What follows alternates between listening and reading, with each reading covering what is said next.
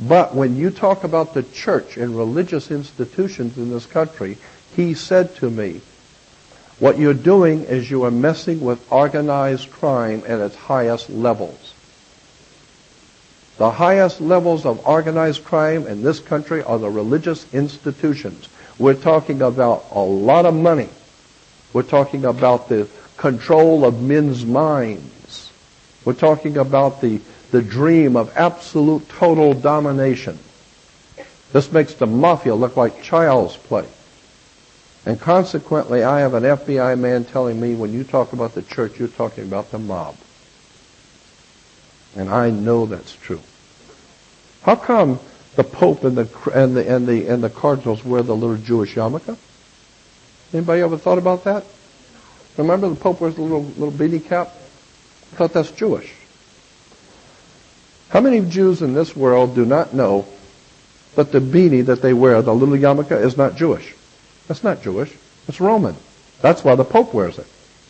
And the Jews in the Middle Ages were told to show respect for, that's why women were always to wear a headdress, because they had to show respect for their father, their husband. Consequently, the man had to wear the headdress to show his respect for the Pope and for the church. So when a Jew wears a yarmulke, he's showing respect for his masters, the Roman masters. And today, how many people know that? And I mean, how many people even give a damn? Nobody reads. And consequently, as I said in the beginning, we're all word control humans. And I don't like being called names. I am fascinated. I don't even like being introduced as an authority, because in point of fact, I'm not an authority on anything. After 42 years, I am totally convinced I'm not. I'm not an authority on anything.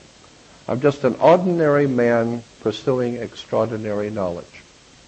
If you got more than 500 brain cells, you can read a book. You can go to a library and start reading about religion, start reading about organizations, start reading about organized crime, and before you know it, you start finding out the United States government is a fraud. It's a privately owned corporation. It's a fraud. And then you begin to see how the whole world system we live under is a fraud. It's a racist fraud. It keeps people at odds. Well, of course, it makes sense why there's wars. I mean, think about Adolf Hitler. Adolf Hitler was a classic example. It's one of my favorite examples. In 1913, 1915, whatever, when the war was finally over, I think it was 1919, it was finally over, Germany had not only surrendered, but it was totally starving. It was broke. There were people dying in the streets of starvation. As a matter of fact, you see pictures in the old newsreels of every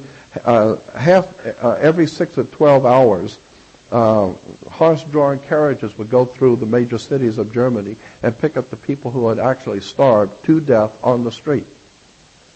That's how bad off Germany was. Then comes a few years later, a man named Adolf Schicklgruber became known as Adolf Hitler, and he starts ranting and raving about all the terrible things that happened to the wonderful German people. And before you know it, he starts getting financial backing, and in about 7 years, built the greatest military war machine the world has ever known. Have you ever tried to buy a battleship or a tank? You ever tried to buy machine guns? And Adolf Hitler financed the greatest single war machine, and the Nazis were the best dressed, the best fed, the most well-armed, the most well-trained. They were a frightening display of despotic power on the face of the earth. And no one seems to have asked the question, where the hell did they get the money? They were broke. Where did they get the money? Well, they got the money from, first, British royalty. English royalty are the biggest Nazis on the face of the earth. The Queen Mother that rides around in her golden chariot, a Nazi. A murderous, blood-sucking Nazi. And all of her holy family, Prince Charles. When I was in England, and I spoke in northern England, Friday night, I was speaking to this English audience on Saturday. And that night before, I was sitting in the hotel watching the birthday of Prince Charles. And Prince Charles is the Queen Mum. I think that's what they call her, Queen Mum. And she comes out, and she's Queen Mum. It says it's her son's birthday, Prince Charles, and everyone politely applauds. They better applaud, because the Queen owns them. And consequently, he comes out, and she introduces him, and she calls him, he comes out and calls her, "Thank you, Mummy." And everyone thought that was clever. Prince Charles, at his age, calling his mother Mummy. So I said to the English audience, I said, as an American, I got to tell you, this woman looks like a mummy. You put a $100,000 dress on this chump, and she still looks like a mummy. I think the dirtiest, the filthiest, the most licentious, and the filthiest people on the face of the earth are the British royalty. They represent in the human race all that is evil and all that is filthy and degenerate.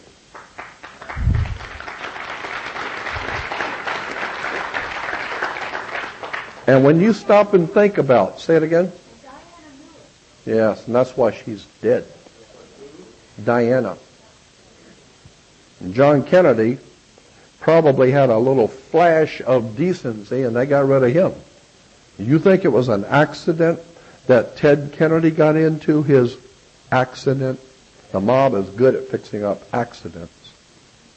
I think that John Kennedy, Bobby Kennedy, and Ted Kennedy's accident, I think somebody was wiping out the whole Kennedy dynasty. The Kennedys were involved in a lot of things. Joe Kennedy, the father of John Kennedy, was a criminal of the highest repute. He was a gun runner, prostitution, every kind of filthy degeneracy. John F. Kennedy's father was the biggest criminal, one of the biggest criminals this country has ever had. Okay? And consequently, being one of the biggest criminals, he was sent to England by Roosevelt. Franklin Roosevelt sent Joe Kennedy to England to be ambassador to St. James's Court during the war. And a lot of the people here in this country ask, how come you're sending Joe Kennedy, who everybody knows is a gangster? And Roosevelt said, the whole world is run by criminals. I want the best we got over their representatives.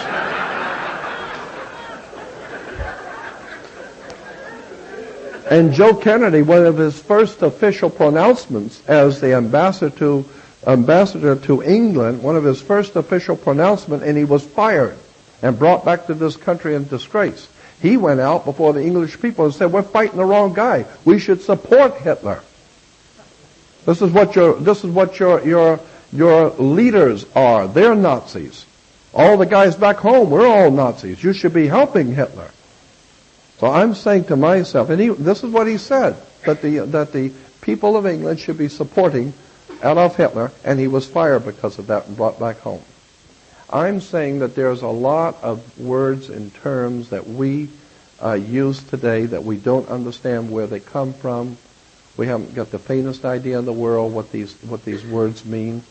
When you walk by a church, you go by a church, and you see the pointed arch windows. Why do churches have pointed arch windows?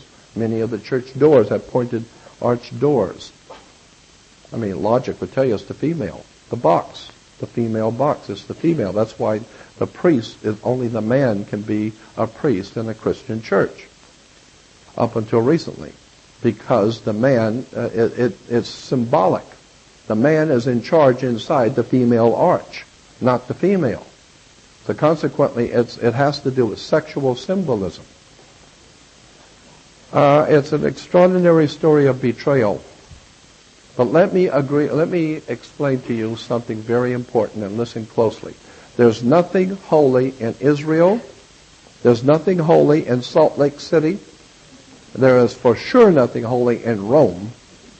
There's nothing holy anywhere on the earth. If there's anything that was, especially the very word holy, you better check that one out. But the concept of something being sanctimonious or beautiful or holy, that may be with God who is in heaven, but it is not here with us. We do not have anything on the earth which is holy.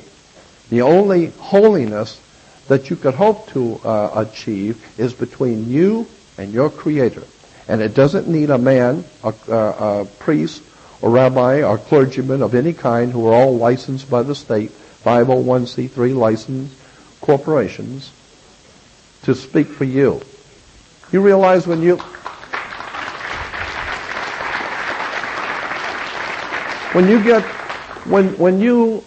buy a new car, you get something in the glove compartment called an operator's manual.